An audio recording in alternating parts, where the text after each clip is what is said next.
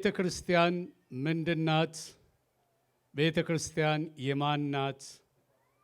ቤተ ክርስቲያን በዚህ ምድር ላይ ስትኖር የመኖር ስርዓቷ እንዴት ነው? እንዴት ነው ኦፕሬት የምታደርገው የሚለውን ነገር ማየት ጀምረናል። የመጀመሪያዎቹን ሁለቱን ምንድናትና የማናት የሚለውን አይተናል። ሶስተኛው ክፍል ላይ ነው ያለነው። ቤተ ክርስቲያን እንዴት ነው በዚህ ምድር ላይ ስትኖር ምን ኃላፊነቶች ተሰጥቷታል?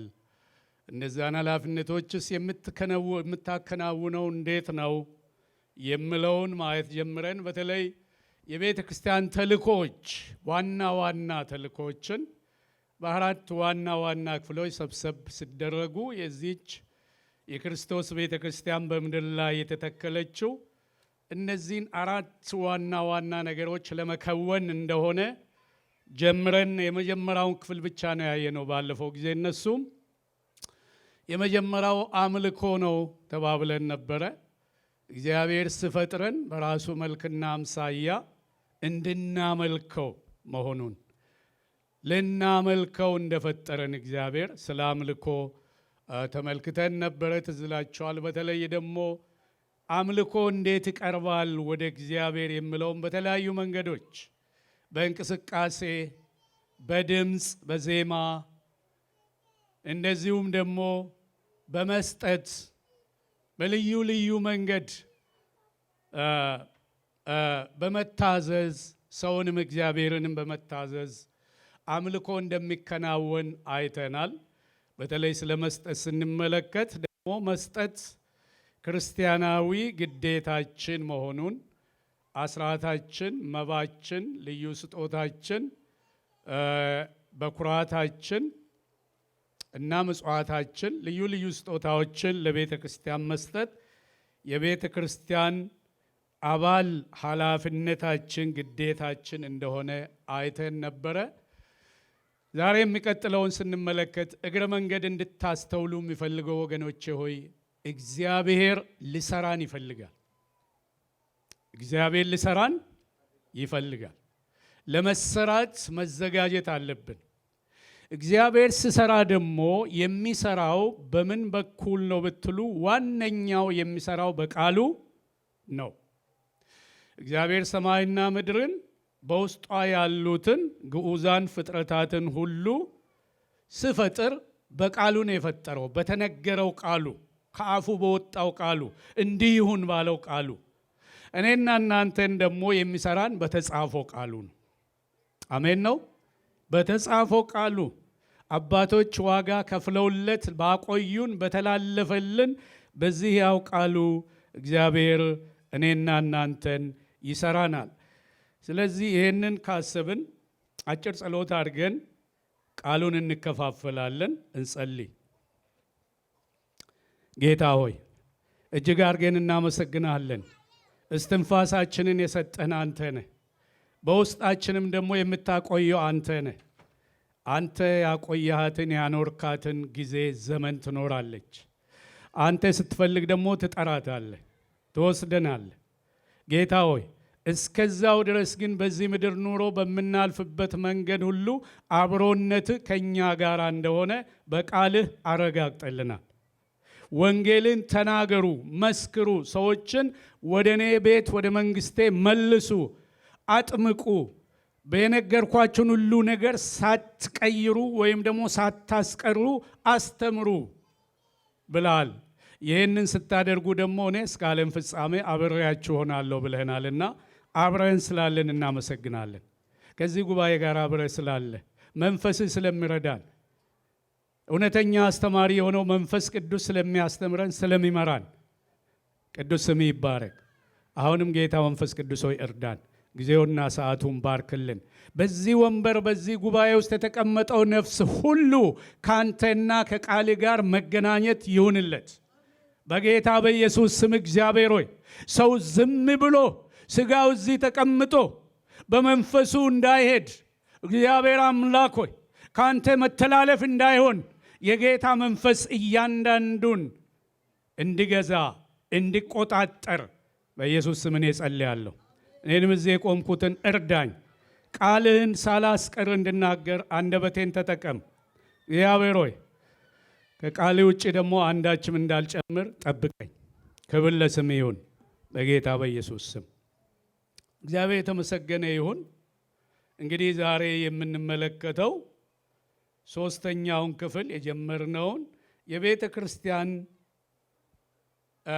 ሚሽን ወይም ተልእኮ በሚለው ውስጥ አምልኮም ባለፈው በደንብ አይተናል። ዛሬ የምንቀጥለው የቀሩትን አራቱን ለመጨረስ እንጥራለን። ካላለቀም ችግር የለም። ሁለተኛው እርስ በርስ መተናነጽ ነው። የቤተ ክርስቲያን ተልእኮ አንደኛው አምልኮ ነው። ሁለተኛው እርስ በርስ መተናነጽ ነው። ሶስተኛው ወንጌልን ማሰራጨት ነው።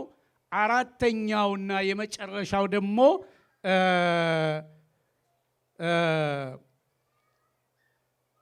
የርህራሄ አገልግሎት ነው።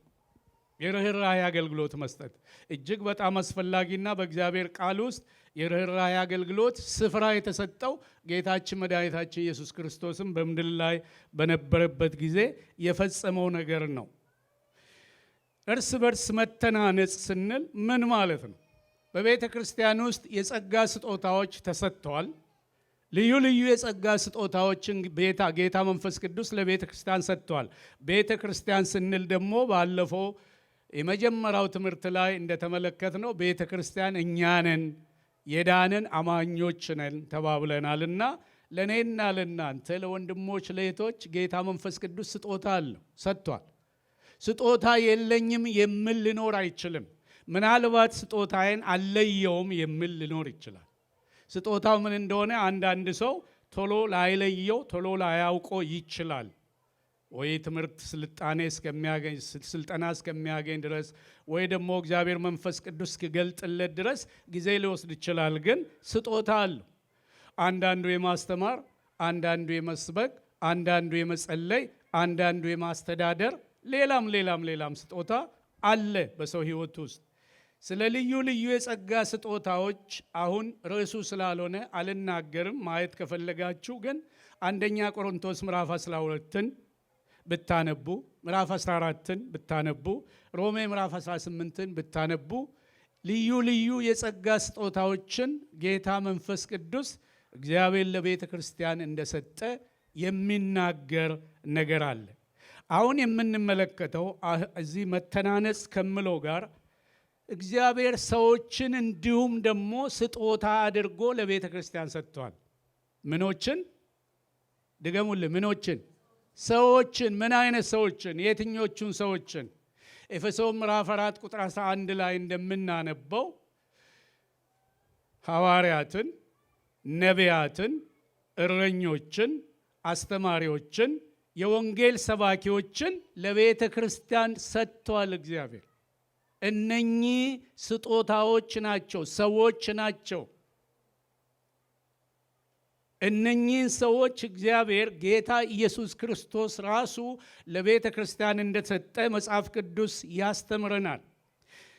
እያንዳንዱ አማኝ ብቁ ይሆን ዘንድ እግዚአብሔር የጸጋ ስጦታንና ሰዎችንም ጭምር ስጦታ አድርጎ ለቤተ ክርስቲያን ሰጥቷል።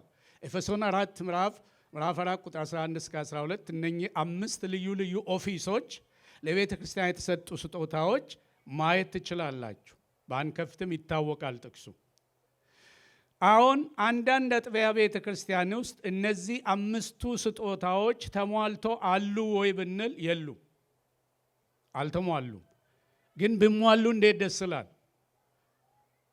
በብዙ አጥቢያ ቸርቾች ውስጥ ያሉ እነኚህ የሰው ስጦታዎች መጋቢዎች፣ የወንጌል ሰባኪዎች አሉ፣ መጋቢዎችም አሉ። እንደገና ደግሞ አስተማሪዎችም አሉ። ብዙውን ጊዜ የሌሉት ነቢያትና ሐዋርያት ናቸው። ነቢያትና ሐዋርያት ለምን አጥቢያ ቤተ ክርስቲያን ውስጥ የሉም የሚባለውን ወደ ኋላ ላይ ነግራቸዋለሁ። ለምን አልተሟሉም የሚለውን ወደ ኋላ ስመጣበት ነግራቸዋለሁ። ስለዚህ የጸጋ ስጦታዎችን ወገኖቼ ሆይ መፈለግ እንዳለብን ሐዋርያው ጳውሎስ አስጠንቅቆ በአንደኛ ቆሮንቶስ ምዕራፍ 14 ላይ ይነግረንና ከሁሉም ደግሞ መፈለግ ያለብን የትንቢት ስጦታን እንደሆነ ይነግረናል።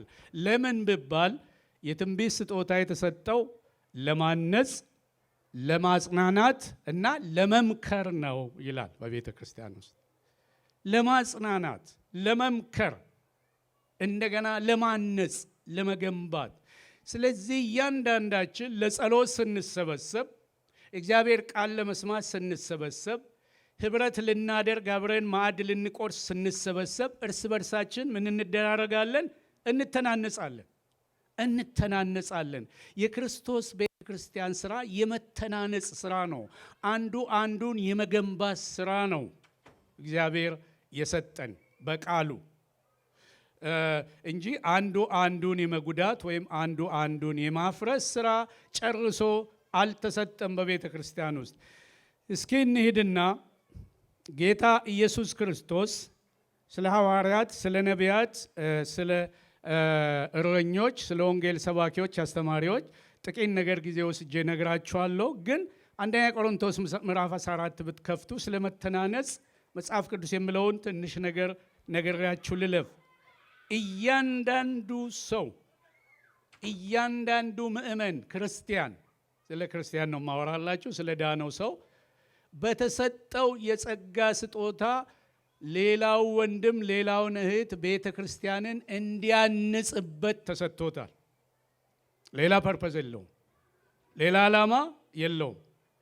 የትንቢት ስጦታም ይሁን የመገለጽ ስጦታም ይሁን መናፍስትን የመለየት ስጦታም ይሁን የኃይል ስጦታም ይሁን የመፈወስ ስጦታም ይሁን የእውቀት ስጦታም ይሁን የእምነት ስጦታም ይሁን የፈውስ ስጦታም ይሁን ምን ለማድረግ ነው? ቤተ ክርስቲያንን ለማነጽ።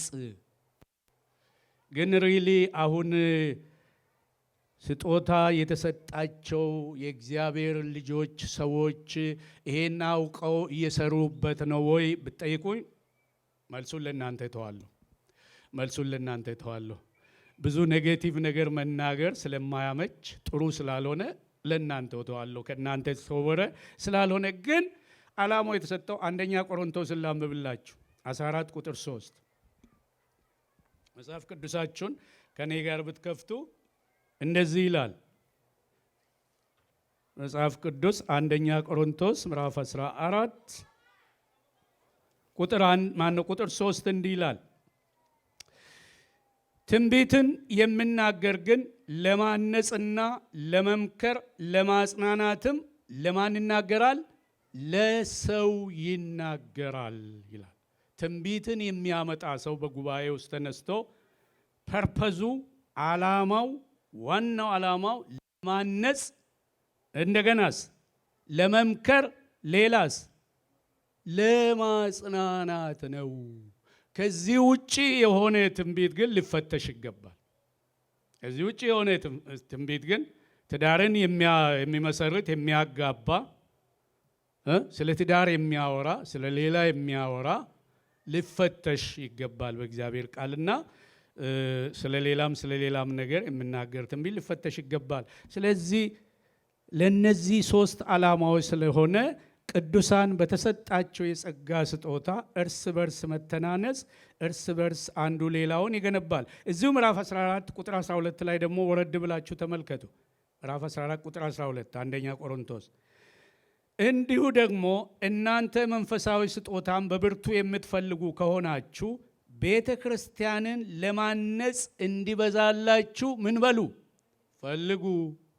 ማንን ለማነጽ? ቤተ ክርስቲያንን ለማነጽ። ራስህ ልትሾምበት አይደለም። ራስህ እዚህ ትልቅ ስክሪን አስቀምጠህ ገንዘብ ልትሰበስብበት አይደለም። ለሌላም ነገር አይደለም። ለማነጽ። ክብር ለእግዚአብሔር ይሁን። እንተናነጻለን። ስንሰበሰብ የቅዱሳን ህብረት የፈውስ ህብረት ነው። የመነቃቃት ህብረት ነው። የመተናነጽ ህብረት ነው። አንዱ ሌላውን ይገነባል። ከአንዱ አፍ የሚወጣው ሌላውን ይሰራል፣ ይቀድሰዋል፣ ያንጸዋል፣ አቅጣጫ ያሳየዋል። ጌታ ኢየሱስ እርዳን። አሜን። ይሄ ነው ዓላማው። እንደገና እዚሁ አንደኛ ቆሮንቶስ ቁጥር 26 ላይ ደግሞ ወረድ ብላችሁ ተመልከቱ። አንደኛ ቆሮንቶስ ምዕራፍ 14 ቁጥር 26 ላይ እንግዲህ ወንድሞች ሆይ፣ እህቶችም አሉ እዛ ውስጥ። እንግዲህ ወንድሞች ሆይ ምንድን ነው? በምትሰበሰቡበት ጊዜ ለእያንዳንዱ መዝሙር አለው፣ ትምህርት አለው፣ መገለጥ አለው፣ በልሳን መናገር አለው፣ መተርጎም አለው። ሁሉ ለምን ይሁን ንገሩኝ ወንድሞች? ለማነጽ ይሁን። የምትሰበሰቡበት በእነኚህ ሪዝኖች ሊሆን ይችላል።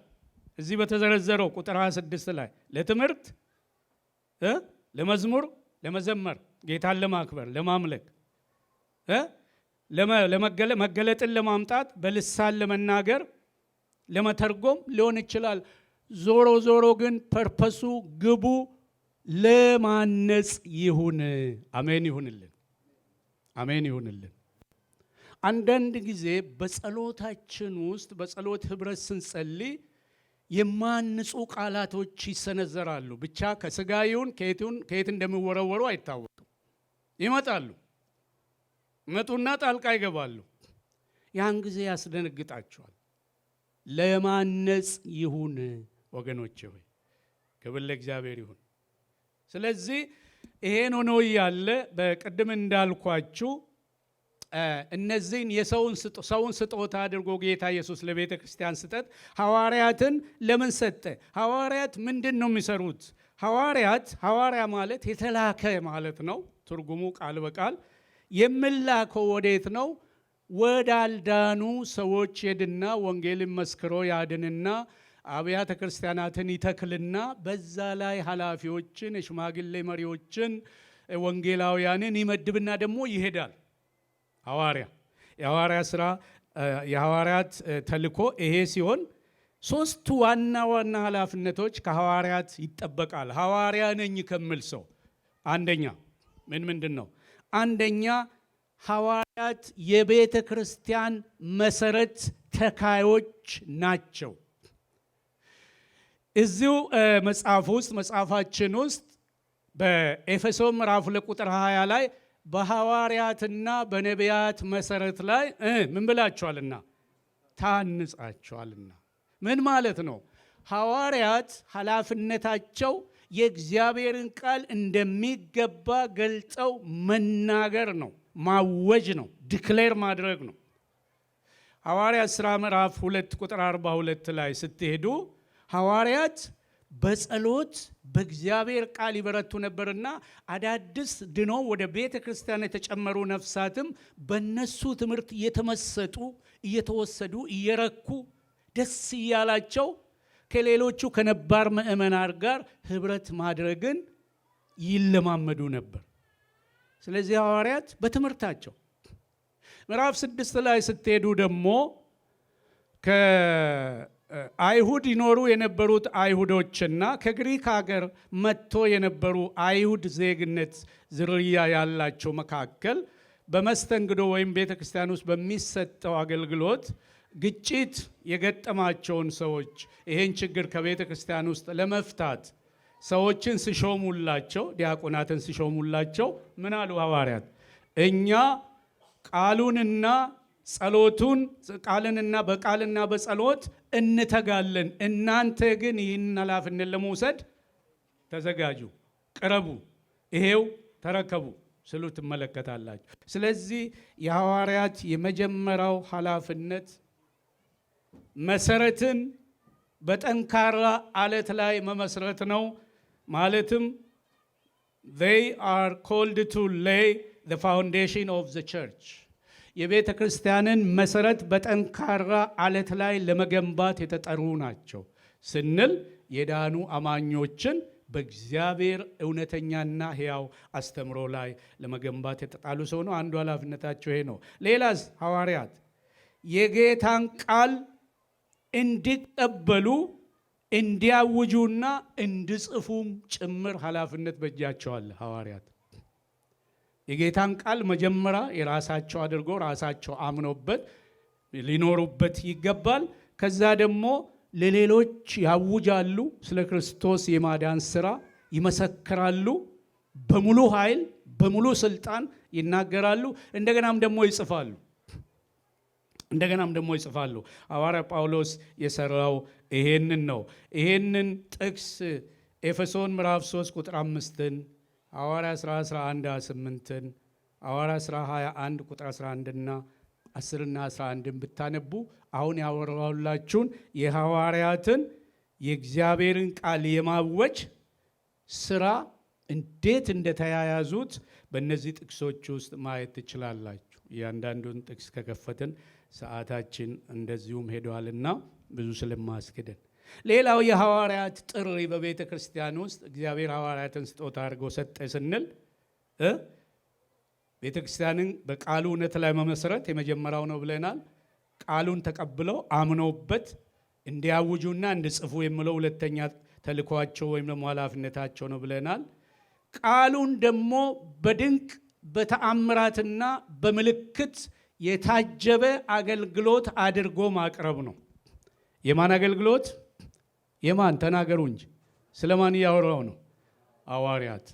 ያ ሲባል ግን የእግዚአብሔር ቃል በድንቅ በተአምራትና በምልክት የሚታጀበው በሐዋርያት ብቻ ነው እያልኩ አይደለም። እግዚአብሔር ስጦታን ሰጥቶ እኔንም ካስነሳኝ፣ እህቴንም ካስነሳት፣ ወንድሜ ዳንን ካስነሳው በእኛም በኩል ልተላለፍ ይችላል። ያስራ በድንቅ በተአምር የታጀበ አገልግሎት። አሁን ብዙውን ጊዜ የምናስተምረው ትምህርት አቅም አጥቶ እውነቱ መሆኑ ቀርቶ ሳይሆን የሚደክመው ምንድን ነው? እናንተ ጋር ስደርስ እነኚህ ነገሮች ስለጎደሉን ነው። የኃይል አገልግሎት፣ የድንቅ የተአምራት አገልግሎት፣ የምልክት አገልግሎት ባይዘወይ መጽሐፍ ቅዱስ እንደሚያስተምረን እነኚህ ነገሮች ላላመኑ ሰዎች ነው ሞር ጠቀሜታው እንጂ ለእኔና ለእናንተ ክርስቶስ ላዳነን ይሄን ኃይል አስፈላጊነቱ አይታይም በመጽሐፍ ቅዱስ አስተምሮ ውስጥ። የኃይል የምልክት የድንቅ የተአምራት አገልግሎት ሞር በነፊቱ ለማን ነው? ላልዳኑ ሰዎች። ያልዳኑ ሰዎች እንደዚህ አይነት ድንቃ ድንቆች ምልክቶችን ሲያዩ ጌታን ምን ስለምሉ? ስለሚቀበሉ። እነሱ ወደ ደህንነት ለማምጣት ግን ቤተ ክርስቲያን የኃይል አገልግሎት ለኖራት ያስፈልጋል። አስፈልጋትም እያልኩ አይደለም፣ ግን ኢምፖርታንሱ ለዳንን እንደ ዳኔ ሰው ለእኔና እናንተ ኢትስ ነቲንግ። ዋናው መዳናችን ነው። ሐዋርያት መጡና ጌታ ኢየሱስን አጋንንትን አወጣን፣ እንዲያደረግን ብሎ ሪፖርት አደረጉ። መናፍስት ስለታዘዙላችሁ በዚህ ደስ አላችሁ፣ ከዚህ ይልቅ ስማችሁ በሰማይ መዝገብ ስለተጻፈ በዚህ ደስ በላችኋል። ስለዚህ ብዙ አይከፋንም ወገኖች። ይሄ ኖረም አልኖረ መጣም አልመጣ የሚያመጣው ግን እግዚአብሔር ነው፣ ሰው አይደለም፣ ምኞት አይደለም። አንድ ሰሚትድ የሆነ ኮሚትድ የሆነ የተሰጠ የጽድቅ የቅድስና ሕይወት የሚኖር ሰው ነው እግዚአብሔር ሊጠቀምበት የሚፈልገው። ሁላችንም እዛ ስላልደረስን ይሆናል ያዝ ያደረገው፣ ግን ጌታ ይሰጣል። እሱ ሰጪ ነው፣ ንፉግ አይደለም። አሜን። እንደሚሰጥ አምናለሁ። ለዚች ቤተ ክርስቲያን እንደሚሰጥ ወጣቶችን ቀብቶ እንደሚያስነሳ እግዚአብሔር አምናለሁ። በእኛ እንኳ ባይሰራ በእነሱ እንደሚሰራ ሙሉ ተስፋ አለን። ስለዚህ የሐዋርያት አገልግሎት ይሄ ነው ወገኖች። ነቢያትስ አምስቱ ለቤተ ክርስቲያን የተሰጡ ስጦታዎችን ኃላፊነታቸውን ነካነካ አድርጌ ለማለፍ ነው። ለቤተ ክርስቲያን የተሰጡ ከእግዚአብሔር መልእክትን ተቀብለው ጉባኤውን ለማነጽ ለመምከርና ለማጽናት የተቀመጡ ናቸው ነቢያት። ዛሬ ነቢያት ቤተ ክርስቲያን ውስጥ ለምን ታጡ? ቅድም ወደ አነሳው ልምጣላችሁ። ቤተ ክርስቲያን ከፍተዋል። ግን ጥሪያቸው እሱ አይደለም። የጌታ ቃል እንደሚያስተምረው ለቤተ ክርስቲያን ለአጥቢያ ቤተ ክርስቲያን ሰሚት ሆነው ራሳቸውን አስገዝተው በእግዚአብሔር ቤተ ክርስቲያን መሪዎች ስር አገልጋዮች ስር ሆነው ተራ በተራ እየተነሱ ቤተ ክርስቲያንን የሚያንጽ መልእክት ማምጣት ነው የነቢያት አገልግሎት። ቸርች ከፍተው ገንዘብ መሰብሰብ አይደለም። ስለዚህ ነው ነገሮቻችን ሁሉ ግራ የተጋቡት፣ ከመንገድ የወጡት። ደግሞ ማንም እነሱን እንዲልል አይችልም። እኔ አሁን መድረኩ የእግዚአብሔር ስለሆነ እናንተም የእግዚአብሔር ጉባኤ ስለሆናችሁ በዚህም የምታማ ሰው መካከላችን ስለሌለ ነው በነፃነት የምናገረው። ማንም ሄዶ እነሱን እንዲተናግረው የሚያስቆማቸው የለም። ኖ ዋን ኖበዲ የሚሰማ የለም። የሚሰማ የሚታዘዝ የለም። ሮሜ 14:19 ላይ እንዲህ ይላል፣ ሮሜ 14:19 ከነቢያት አገልግሎት ጋር የተያዘ ነው። ላንብብላችሁ። ሮሜ ምዕራፍ 14 ቁጥር 19 ላይ እንዲህ የሚል ቃል አለ ቅዱሳን። ሮሜ 14 ቁጥር 19 እንግዲያስ ሰላም የሚቆምበትን እርስ በርሳችንም የምንታነጽበትን ምን እንበል? እንከተል። ስለዚህ እነዚህ ወገኖች የተከተሉት ሌላ አቅጣጫ፣ ሌላ ፕሪንሲፕል፣ ሌላ ኢንስትራክሽን ነው። ቃሉ የሚለውን አይደለም። እርስ በርሳችን የምንተናነጽበትን አቅጣጫ ቢከተሉ ኖሮ ራሳቸውን ሰሚት አድርጎ ለክርስቶስ ቤተ ክርስቲያን በየቦታው ላለችው አጥቢያ ተገዝተው በቤተ ክርስቲያን አባቶች ስር ሆነው ተራ በተራ የተነሱ የትንቢት ስጦታ፣ በልሳን የመናገር ስጦታ፣ ልሳኑን ደግሞ የሚተረጉም ያላቸው ያንን በመተርጎም ስጦታ። በመጀመሪያዎቹ መንፈስ ቅዱስ በሙሉ ወንጌል ቤተ ክርስቲያን ውስጥ መስራት ሲጀምር በመጀመሪያዎቹ ዓመታት እኔ ያኔ አልነበርኩም። እርግጥ ብዙ ሽማግሌ አድርጋችሁ እንዳታዩ እንደሰማሁት ነው። በዛን ጊዜ አገልግሎቶቹ ይሰጡ የነበሩት በዚህ መልክ ነበር። እየዋለ እያደረ ዘመኑም እየተቀየረ ሲመጣ ነገሮች እየተቀያየሩ ቤተ ክርስቲያንም ለብዙ የምጥል ነገር የሚያደክም ነገር የተጋለጠች መጣች። አስተምሮ የማይመልሳት፣ ምክር የማይመልሳት፣ ግሳጼ የማይመልሳት ሆና ተስፈንጥራ በየቦታው መወዛወዝ ጀመረች። ስለዚህ ነቢያት አገልግሎታቸው ይሄ ነው። አንደኛ ቆሮንቶስ 14 ቁጥር 3 ላይ እንዳየ ነው። የመምከር፣ የማነጽ፣ የማጽናናት። ወንጌል ሰባኪዎችስ ወንጌልን ማሰራጨት ነው የሚቀጥለው ሶስተኛው የቤተ ክርስቲያን ተልእኮ። ወንጌል ሰባኪዎች ስራቸው ምንድን ነው? ወንጌል ሰባኪዎች ከማንም ጥርት ያለ የተለየ ስጦታ ጌታ የሰጣቸው ወንጌልን እንዲያውጁ ነው። የት? ኤቭሪዌር። ለቅሶ ቤት ሊሆን ይችላል፣ ሰርግ ቤት ሊሆን ይችላል፣ ልዩ ልዩ ኦኬዥናል የሚካሄዱ ፕሮግራሞች ላይ ይችላል፣ ገበያ ዳር ሊሆን ይችላል፣ ወንዝ ዳር ሊሆን ይችላል፣ ተራራ ጫፍ ላይ ሊሆን ይችላል። ኤቭሪዌር የህዝብ መገናኛ መሰብሰቢያ ስፍራዎች ላይ፣ መዝናኛ ቦታዎች ላይ ሊሆን ይችላል። ለወንጌል ድንበር የለም። ኤቭሪዌር። አሁን ነቢያቶቹ ሐዋርያቶቹ እንደ ሳቱ ሁሉ ወንጌልም የቀጨጨው ወንጌልም ላልዳኑ ሰዎች ጋር መድረስ ያቃተው በዚቹ መድረክ እዚቹ ጋር ተገድቦ እንዲቆይ የተደረገው ወንጌል የሚሰብኩ ሰዎችም የሚፈልጉት እቹንን ምስባክ ጀርባ መቆም ነው። እዚቹ ምስባክ ጀርባ። እቺ ምስባክ እኮ ብዙ የምታስመኛ አይደለችም። ቅዱሳን ወንድሞች እህቶች፣ ብዙ የምታስመኛ አይደለችም። ስለ እውነት ነው የምላችሁ። ጥሎ ካልጣለባችሁ በስተቀር እኔ አሁን ማገልገል ጥሩ አይደለም እያልኩ አይደለም። እቺ የመቆምን ምኞት ጥሩ እንዳልሆነች ለመግለጽ ነው። እዚህ ምስባክ ጀርባ እኮ መቆም ብዙ ዋጋ ያስከፍላል። ብዙ የሚያስከፍል ነገር አለ። ስፒሪቹዋሊ፣ ሜንታሊ፣ ፊዚካሊ፣ ኢሞሽናሊ ብዙ የሚያስከፍል ነገር አለው። እሱን ተረድቶ መግባት ይሻላል እዚህ ከመመኘት። ስለዚህ ወንድሞቼ እህቶቼ፣ ወንጌል የሚሰበከው ውጪ ነው፣ ስትሪት ላይ ነው። የጠፉ ሰዎች ውጪ ነው ያሉት። እዚህ ቁጭ ብለዋል እንዴ?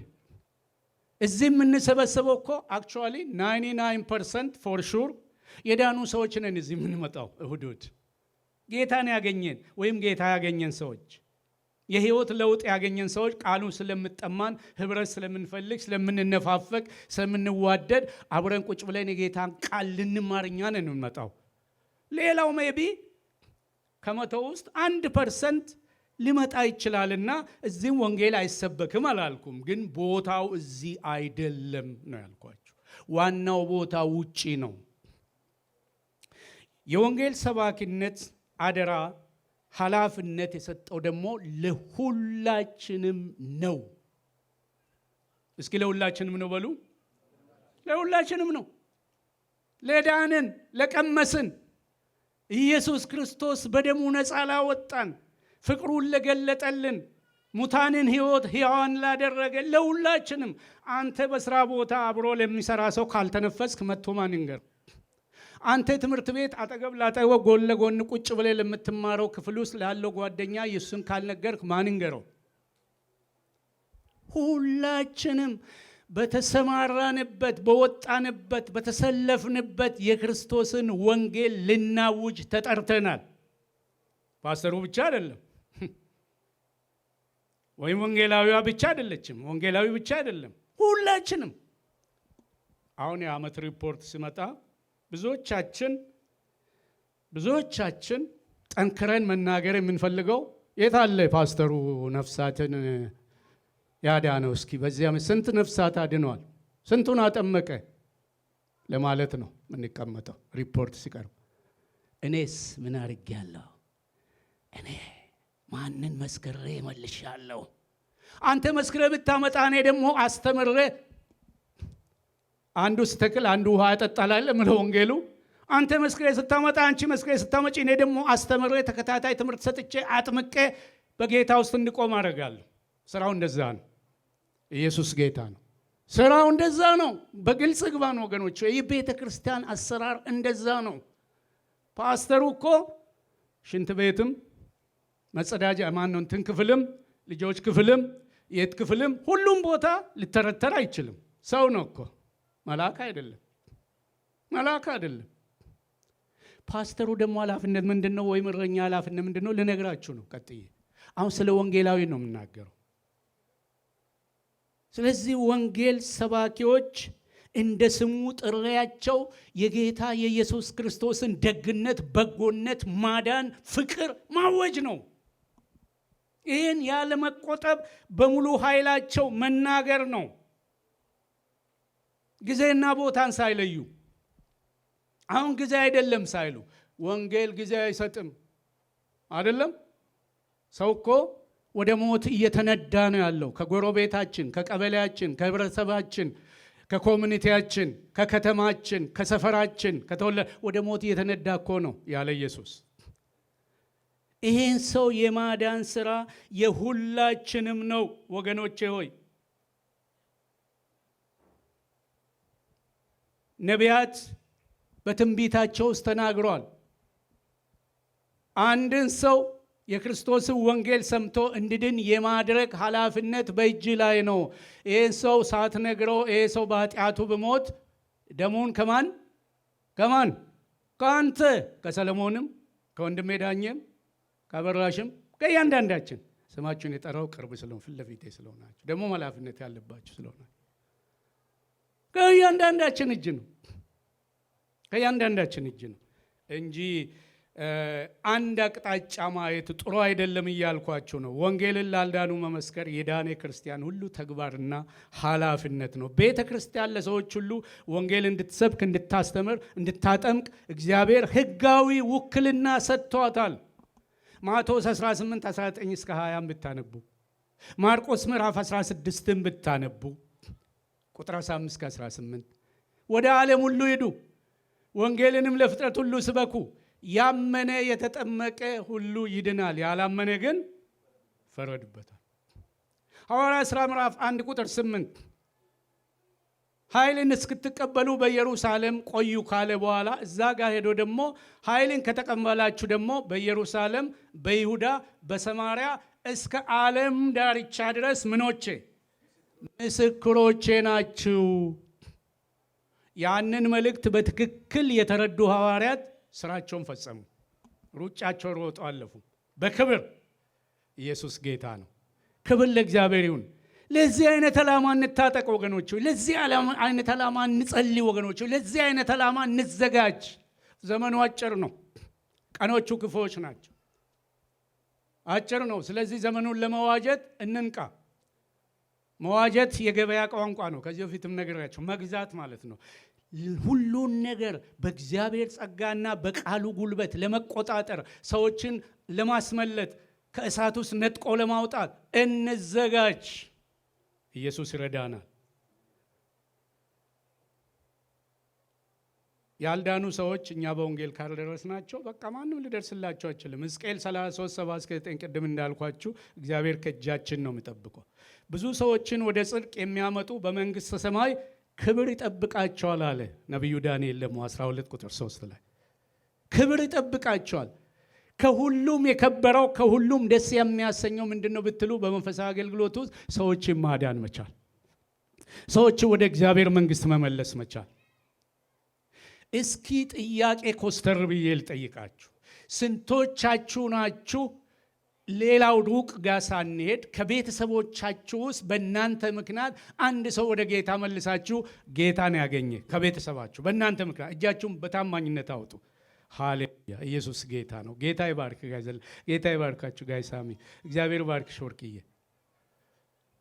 ቤተሰቤ ውስጥ እኔ ጌታን ስቀበል በጣም አክራሪ ኦርቶዶክስ አማኞች ስለሆኑ ሰሃን ተለይቶልኝ ነበር፣ የሚበላበት ሰሃን። እሱ ያው ሰልሟልና እንቁላሉን መጥቶ እዚህ ድስት ላይ እንዳጠብስ ተብሎ ድስትም ተለይቶልኝ ነበር። አይ ካን ቴል ዩ ዘ ትሩዝ፣ ጌታ ፊት አልዋሽ። ድስት ተለየልኝ፣ የሚበላበት ሰሃን ተለየልኝ። ለምን? እሱ ሰለመ። ጴንጤ የሚባል ሃይማኖት አሰልሞ። አያችሁ ሰይጣን ሰዎችን ምን ኃይል እንዳጨለመባቸው፣ ምን ኃይል በጨለማ ውስጥ እንዳሉ በአስተሳሰባቸው። ስለዚህ እንደዚሁ እየተባልኩ እየተገፋው በቤተሰቤ ውስጥ ብዙ ነገር እየተነፈኩ፣ ፍቅር እየተነፈኩ፣ ልጅነት ሁሉ መብት እየተነፈኩ፣ እግዚአብሔር ከቤተሰቦቼ ውስጥ 2 ወንድሞቼን 2 እህቶቼን አሮጊት እናቴን አሳልፎ ሰጠኝ። ኢየሱስ ጌታ። እናቴ እስከ 90 ዓመት ዕድሜዋ በምርኩዝ እየሄደች ቸርች እየሄደች ጌታን ስታመልክ ዕድሜ ጠግባ ወደ ጌታዋ ተሰበሰበች። ጌታ ስሙ ይባረክ። ምን ልላችሁ ፈልጌ ነው? እያንዳንዳችን መክሊት ተሰጥቶናል። ወንጌል ተባኪነት ግን የሁላችንም ነው። የሁላችንም የጋራ ኃላፊነት ነው። የዚህ የመንግስት ወንጌል ስራ የሁላችንም። እሺ፣ ስለ ወንጌል ሰባኪዎች ይሄንን ያህል ካልኩ፣ መጋቢው ስራ ምንድን ነው? መጋቢን ለቤተ ክርስቲያን እረኛን እግዚአብሔር ስጦታ አድርጎ ሰጥቶናል ብለናል። ምን እንዲሰራ? የመጋቢነት አገልግሎት ጥሪና ኃላፊነቱ 3 ነገሮችን በውስጡ የያዘ ነው።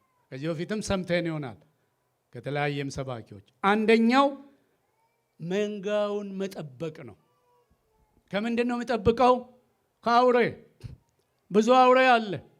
ሐዋርያ ጳውሎስ በሐዋርያ ሥራ ምዕራፍ 20 ቁጥር 28 ላይ እንደተናገረ እናንተን ጳጳሳት አድርጎ ለሾመባት ቤተ ክርስቲያን ለመንጋው እና ለራሳችሁ ምን በሉ? ተጠንቀቁ። ዋች ቢከርፉል። ለምን ለምለው ወረድልና አንዳንድ ሰርጎ የገቡ ተኩላዎች አሉ፣ የበግ ለምድ የለበሱ አሉ፣ የሐሰት የስተት አስተማሪዎች አሉ፣ ከሕያው ከወንጌል እውነት እንዳያወጧችሁ ለራሳችሁም ለመንጋውም ተጠንቀቁ። ስለዚህ የመጋቢነት ትልቁ አደራ አንዱ መንጋው በስተት ትምህርት እንዳይወሰድ መጠበቅ ነው። እዚህ የሚያቆማቸውን ሰዎች በጥንቃቄ ለይቶ መርምሮ ማቆም ነው። ማንንም አይደለም፣ ማንም መቆም የፈለገውን አይደለም። አሁን አንዳንድ ሰዎች ከኢትዮጵያ ይደውሉና ወደዛ ሀገር ልንመጣ ነውና አንተ ቤተ ክርስቲያን ፓስተር እንደምታደርግ ሰምተናል፣ እንደዚህ ፕሮግራም ብትይዝልን። አይ እሱን እኔ አይደለሁም የሚወስነው፣ መሪዎች አሉ፣ ከመሪዎች ጋር መክሬ ተነጋግረን ነው የምንወስነው ብዬ ነው የምዘጋው። ብዙ ቸርቾች በፓስተራል ሊደርሺፕ ስር ስለሆኑ ወይም በፓስተር አመራር ስር ስለሆኑ ሁሉም እንደዛ ይመስላቸዋል። ስለዚህ እኛ መክረን በእኔም በኩል ይምጣ፣ በፓስተር ብሬም ይምጣ፣ ወንድም ዳኜም በኩል ይምጣ፣ የሚመጣው አገልጋይ who is he? ማን ነው እሱ? ምን ያስተምራል? በጥንቃቄ ነው ወገኖች ለእናንተ የምናመጣው። ዝም ብለን እናንተን ግራ የሚያጋባ ሰው እዚያ እናቆምን። መጽሐፍ ቅዱስ ቤት ትምህርት ቤት የሄደ ሁሉ መጽሐፍ ቅዱስ አስተማሪ አይደለም። ይሄ እንድታውቁ። መጽሐፍ ቅዱስ የተማረ ሁሉ የክርስቶስ ወንጌል ሰባኪ አይደለም። ሌላ የሚሰብከው ነገር አለው ከጎን እና ጥንቃቄ ያስፈልጋል እያልኳችሁ ነው። እኛ መጋቢ አንዱ ስራው መጠበቅ ነው። መንጋው እንዳይጠፋ፣ መንጋው እንዳይወድቅ፣ ከወደቀም ደግሞ ማንሳት፣ መደገፍ፣ ሰፖርት ማድረግ አንዱ ይሄ ነው። ይሄንን ሐዋርያ ሥራ 21 15-17 ሐዋርያ ሥራ 28 ፕሮቴክቲንግ ዘ ፍሎክ የሚለውን ማንበብ ትችላላችሁ። ሌላው መንጋውን መመገብ ነው። መመገብ ልካውን እያረግን እንዳለ ነው። ማስተማር ነው። የመጋቢነት ትልቁ እግዚአብሔር በቀኝ እጁ ውስጥ ያስቀመጠው ይሄን ቃል እንዲያስተምር ነው። በቃ የሚማር ካለ የሚናፍቅ ካለ ለቃሉ ልቡ የተከፈተ ካለ ነፍሱ ቃሉን የምታሸት የምትጠማ ካለ እግዚአብሔርን ቃል ለማስተማር እግዚአብሔር እዚህ አቁሞናል። በቃ ለማስተማር። ትምህርትን መጥላት መቼም አደገኛ ነው ብዬ ነው የማስበው። ትምህርትን መጥላት፣ ዕውቀትን መጥላት አደገኛ ነው ብዬ ነው የማስበው። ጌታ ኢየሱስ ክርስቶስ ደቀ መዛሙርቱን እኮ 3 ዓመት ጊዜ ወስዶ ቁጭ ብሎ ምን አረጋቸው? አስተማራቸው፣ አሰለጠናቸው። 12ቱን ከ12ቱ ደግሞ 11ዱ ላይ ከ11ዱ ላይ ስንቱ ላይ ደግሞ ፎከስ አረገ? 3ቱ ላይ ደግሞ ፎከስ አረገ። ለምን? ያቃቸዋል። ተማሪዎቹ ስለሆኑ ያቃቸዋል። ዮሐንስ፣ ጴጥሮስና ያዕቆብ ላይ ትኩረት አደረገ። ወደ መገለጥ ተራራም ይዟቸው ወጣ። ከዛ በኋላ እነኚህ ሰዎች የምናነበውን የእግዚአብሔርን ቃል ጻፉልን እነሱ ናቸው። እነ ዮሐንስ፣ እነ ጴጥሮስ፣ እነ ያዕቆብ። ስለዚህ የመጋቢነት ሌላው ኃላፊነቱ መመገብ ነው። በጎቼን ጠብቅ፣ ግልገሎቼን አሰማራ። ዮሐንስ ወንጌል 21 ላይ የሚለው ይሄንን ነው የሚያመልክ። መግብ ትንንሾችንም እንዳቅማቸው ትልቆችንም እንዳቅሙ እያንዳንዱን በቃሉ ያዝ። ሶስተኛው ቶሎ ልንገራችሁ፣ መንጋውን ይመክራል፣ ይመራል፣ ካውንስል ያደርጋል፣ ሊድ ያደርጋል።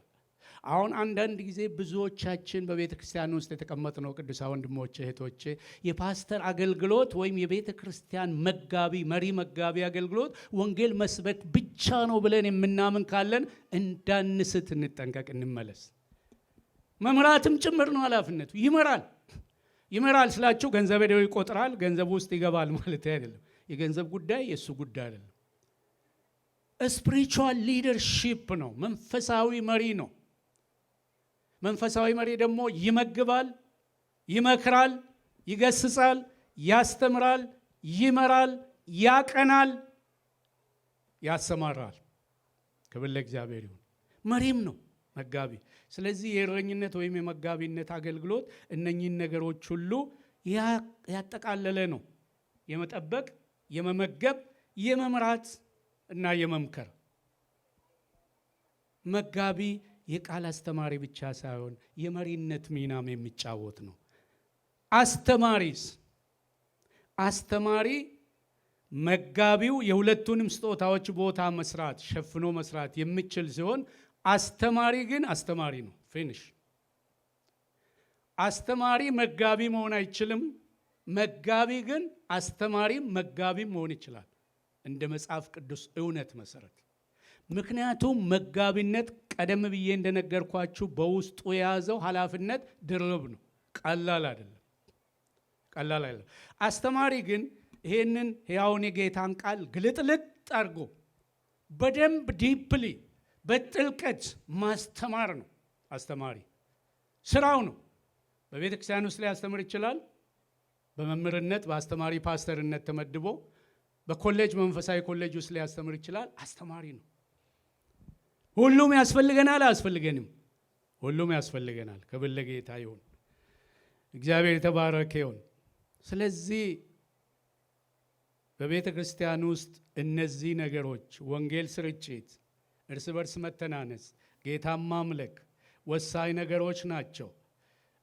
ከቻልኩ የቀሩትን ሁለቱን ነካ አድርጌ ልጨርስ። የሚቀጥለው ሌላ ፕሮግራም ስላለ ሌላው አራተኛው አይ ቲንክ የርኅራኄ ብያለሁ። ማን ነው? የእርስ በርስ መተናነስ፣ የወንጌል ማሰራጨት ብያለሁ። የመጨረሻው ላይ ነው የርኅራኄ አገልግሎት። የርኅራኄ አገልግሎት ቤተ ክርስቲያን ውስጥ ሌላው ወንጌልን የምንሰብክበት ቁልፍ መስመር ነው። ለሰዎች የሚራራ ልብ ያለው ክርስቲያኖች ጋር ነው። ለድሃው የሚራራው ልብ ያለው እኔና እናንተ ጋር ነው። አምላካችን የድሃ አደግ አምላክና አባት ስለሆነ አሜን ነው። ለድሃ የማይራራ ልብ ካላችሁ ጸልዩ። እውነቴን ነው የምላችሁ። ከጎረቤታችሁ ከጎናችሁ የሚበላ አጥቶ የሚለብሰው አጥቶ ተጎሳቅሎ የሚኖር ሰው አይታችሁ ከንፈር መጣችሁ የምታልፉ ከሆነ ጸልዩ። አደገኛ ነው። እጅ እንድንዘረጋ ነው ጌታ የሚፈልገው። እንድንረዳ ነው የሚፈልገው። እንድንረዳዳ ነው እግዚአብሔር የሚፈልገው። በማርቆስ ወንጌል ምዕራፍ 10 ላይ ከቁጥር 25 ጀምሮ ስታነቡ አንድ ከኢየሩሳሌም ወደ ኢያሪኮ ሲሄድ በወንበዴዎች እጅ ወድቆ ተፈነካክቶ ደም በደም ሆኖ የተኛ ሰው ነበረ። ትዝላችኋል ታሪኩ። እና ይህንን ሰው አንድ እስራኤላዊው ካህን ቄስ ወይም ፓስተር ልበለው መጣና ዞር ብሎ እንዳላየ ሆኖ አልፎት ሄደ። እንደገና ደግሞ ሌዋዊው መጣና እሱም እንደዚህ አይቶ ዞር ብሎ አልፎት ሄደ። ልብ በሉ። ካህኑ፣ ቄሱም፣ ሌዋዊ ማለት ደግሞ ሜቢ ዘማሪ ሊሆን ይችላል። ዘማሪው ረጃጅም ልብስ ለብሰው የሚዘምሩት ውስጥ አንዱ ሊሆን ይችላል። ለዚህ በደም ለተጨማለቀ ሰው እንዴት አንድ ሰው እንደው በእግዚአብሔር ቤት ውስጥ ወንጌል ገብቶኛል የሚል ሰው እንዴት አልፎ ይሄዳል?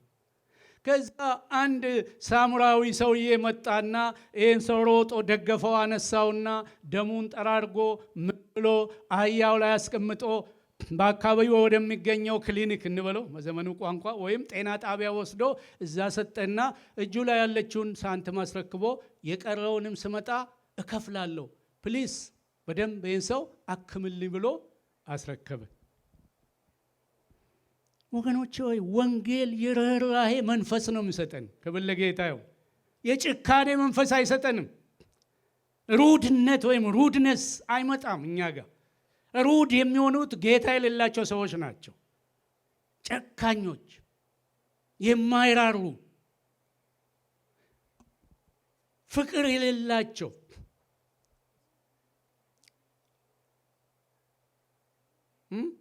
የአምልኮ መልክ ያላቸው ኃይሉን ግን ምን ያሉ የካዱ ሰዎች ካልሆኑ በቀር ክርስቲያን መራራት አለበት የሚል ትምህርት ነው ቤተ ክርስቲያን የምታስተምረው። ለሰዎች ርኅራኄ ሊኖረን ይገባል። ጌታ ኢየሱስ ክርስቶስ በማቴዎስ 9 ቁጥር 36 ላይ እንደምትመለከቱት ሆነ በተራራ ላይ ተበትነው በየቦታው ተበትኖ ያያቸውን እንደ መንጋ ተበትኖ ያላቸውን አይቶ እረኛ እንደሌላቸው በጎች ሆኖ አይቶ ምን ሆነ ይላል? አዘነላቸው። ዝም ብለው አለፈ እንደ ሌዋዊው አዘነላቸው። ሐዘን ካለ ወደ ድርጊት ያመራል። ወደ አክሽን እንድንወስድ ወደዛ ይወስደናል። ጌታ ኢየሱስ በማቴዎስ 28 ላይም እኔ የዋህ በልቤም ምንድን ነኝ? ትሁት ነኝ። የዋህነት ይሄ ሃምብልነስ የምንለው ትህትናን አይደለም። የዋህነት የሚያመለክተው ሚክነስ የሚለውን ወይም ደግሞ ርህራሄን ነው። የዋህነት ወይም ሚክነስ በእኔና በእናንተ ውስጥ ጌታ በመንፈሱ አስቀምጧል። ክብር ለስሙ ይሁን። ለሰዎች ከሰዎች እንለያለን። ከዓለም ካሉት ካልዳኑት ሰዎች እንለያለን። ርህራሄ፣ ሐዘኔታ በእኔና በእናንተ ውስጥ በአክሽን በድርጊት መገለጥ አለበት። በቃል ብቻ አይደለም። እናዝናለን። ላዘነው ደግሞ አቅማችን የፈቀደውን እናደርጋለን። ጌታ ኢየሱስ ላዘነላቸው ሁሉ መፍትሄ ሰጥቷል። የታመሙትን እየፈወሰ፣ የታወሩትን ብርሃናቸውን እየመለሰ፣ የወደቁትን እያነሳ፣ መብል ያጡትን እያበላ አላደረገም? በሁለት ዳቦና 2 ዓሣ በዛ ምድረ በዳ ውስጥ ስንት ሺህ? 5,000 ሌሎቹ ሳይቆጠሩ ያሉትን ሰዎች አምጡ በእጃቸው ያለውን ብሎ ባርኮ በደንብ አብልቶ ስንት መሶብ ተረፈ? ኢየሱስ ያድናል። ጌታ ያለው ሁሉ አለው። ሰዎች ድህነታችን ሊያዩ ይችላሉ። ሰዎች አለመማራችን ሊያዩ ይችላሉ። ሰዎች ልዩ ልዩ ነገር መለኪያ ለክቶ ሊያዩን ይችላሉ። ኢየሱስ ግን በእኛ ውስጥ አለ። ዓለምን ያሸነፈው ጌታ እምነቱ በእኛ ውስጥ አለ። ስለዚህ በበጎ ነገር ሁሉ ዓለምን እንድናሸንፍ እግዚአብሔር ይርዳን። ጸጋው ይጨመርልን። ርኅራኄ የእውነተኛ አማኞች ምልክት መሆኑን ጌታ ኢየሱስ አስረግጦ በማቴዎስ 25 ላይ አስተምሯል። ተርቤ አብልታችሁኝ፣ ታርዤ አልብሳችሁኝ፣ ታምሜ ጠይቃችሁኝ፣ ታስሬ ጎብኝታችሁኝ አይቻለሁ። እንዴ ጌታ መቼ ነው ይሄን ያደረግነው? ምንድን ነው የምታወራው አሉ እነሱ። ሁሌ ስጋ ነው ብልጭ የምለው፣ የስጋ ነገር ነው የምታየው። እሱ መንፈሳዊ ቋንቋ ነው የምናገረው። ከእናንተ መካከል አንዱ ለሆነው ከጎናችሁ ላለው ወንድማችሁ ብታበሉ፣ ብታለብሱ፣ ስታርዝ ብታለብሱ፣ ስታመም ብትጠይቁት ለእኔ እንዳደረጋችሁ ነው። ኢየሱስ ያድናል። ስለዚህ ጌታ ኢየሱስ እዚህ ጋር ሪኮግናይዝ የሚያደርገው ምንድን ነው? ርኅራኄያችንን፣ ለሰዎች ያለንን ርኅራኄ፣ ለሰዎች ያለንን ቅርበት፣ ለሰዎች ያለንን ፍቅር ይመዝናል ጌታ። በምንም አይነት ፍትህ አልባነትና አድሎ በፍጹም በክርስቲያኖች ቤት አይሰራም። አሜን ነው። ፍትህ አልባነት፣ የተዛባ የተጣመመ ፍትሃዊ ያልሆነ ውሳኔም ሆነ አስተሳሰብ በእግዚአብሔር ሕዝቦች ላይ አይሰለጥንም ወገኖች። እንደውም እውነተኛና ንጹህ የሆነው አምልኮ ይላል ያዕቆብ ምዕራፍ 1 ቁጥር 27 ላይ ወላጆች የሌላቸውን ሕፃናትን የሚያስብና አቅመ ደካሞችን የሚረዳ ሰው ነው። ምን ብሎ ገለጸው? ንጹህ አምልኮ፣ ንጹህ አምልኮ፣ ትክክለኛ አምልኮ። አሜን ነው። ክብር ለእግዚአብሔር ይሁን። ዛሬ እዚህ ጋር ቆማለሁ። ምን ያህል ሰዓት እንደሄድኩ አላውቅም።